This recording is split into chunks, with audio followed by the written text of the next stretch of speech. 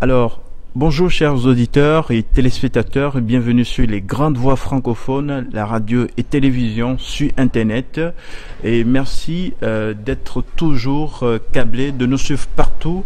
Nous sommes ici au 30e Festival international de la poésie de Trois-Rivières et nous avons la chance de rencontrer un illustre poète, un éminent poète, Jean Portant, un homme incontournable, l'homme incontournable de la poésie, parce que Jean Portant est partout, que ce soit à Paris, en Belgique, au Festival de Namur, au Festival de poésie de Trois-Rivières, à Paris, au Luxembourg, il est partout. Alors bonjour Jean Portant.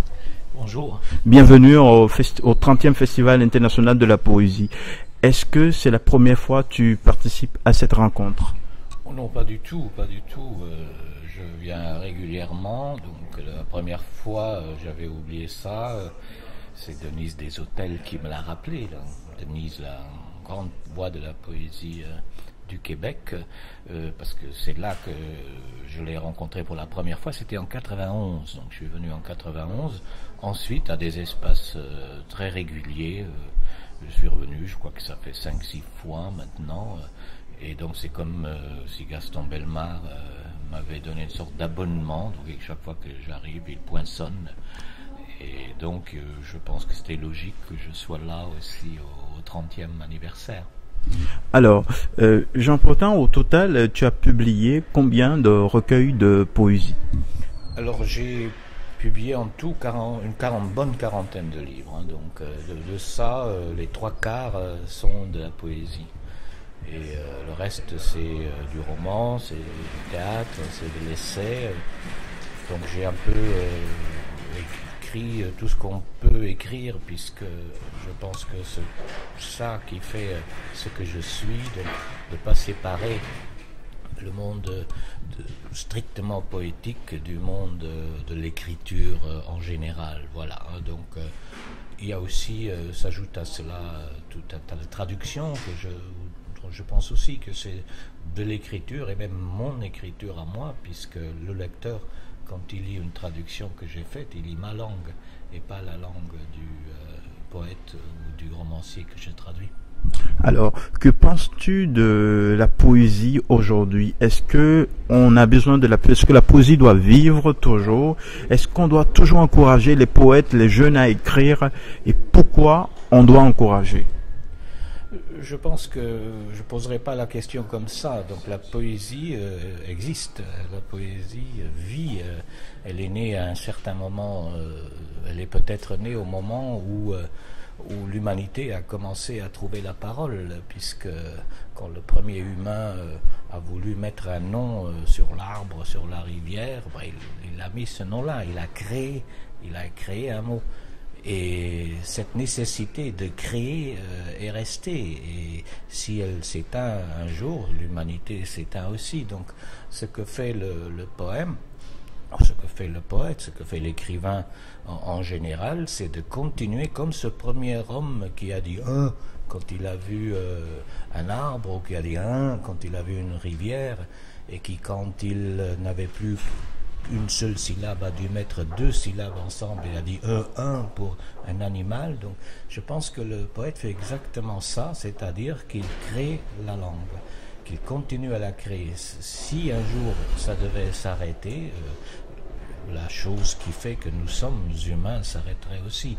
Donc je poserais la question plutôt comme ça, qu'est-ce que ça signifierait ne plus créer la parole, donc ne plus écrire des poèmes.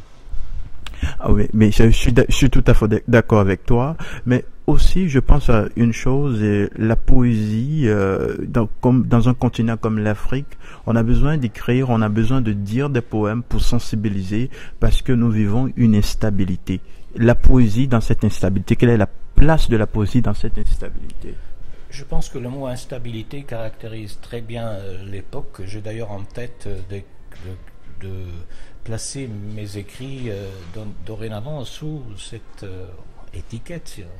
J'appellerais ça l'architecture des temps instables, donc ce qu'on est en train de faire. Donc, bien entendu, parce que, non seulement parce que la poésie et l'écriture en général peuvent véhiculer ce nom qu'il faut dire à l'instable, n'est-ce pas? Il faut lui dire non, et surtout il faut dire non à ceux qui le produisent, à ceux qui le répandent, en Afrique bien entendu, mais sur d'autres continents aussi.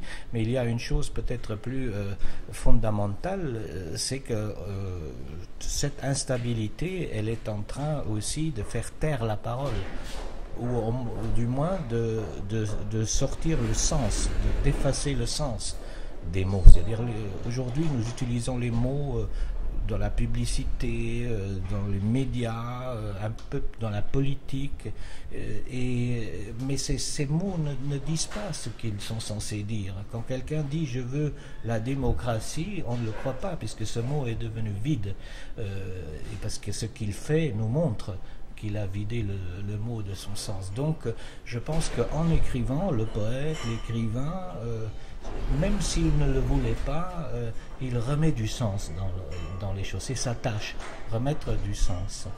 Et c'est ça, en fait, un acte de résistance très fort, qui place le poète contre ceux qui vident la langue et les mots de leur sens. Il y a un poète français qui est très très bien connu, je crois que les téléspectateurs et les auditeurs le reconnaîtront, c'est Bernard Noël.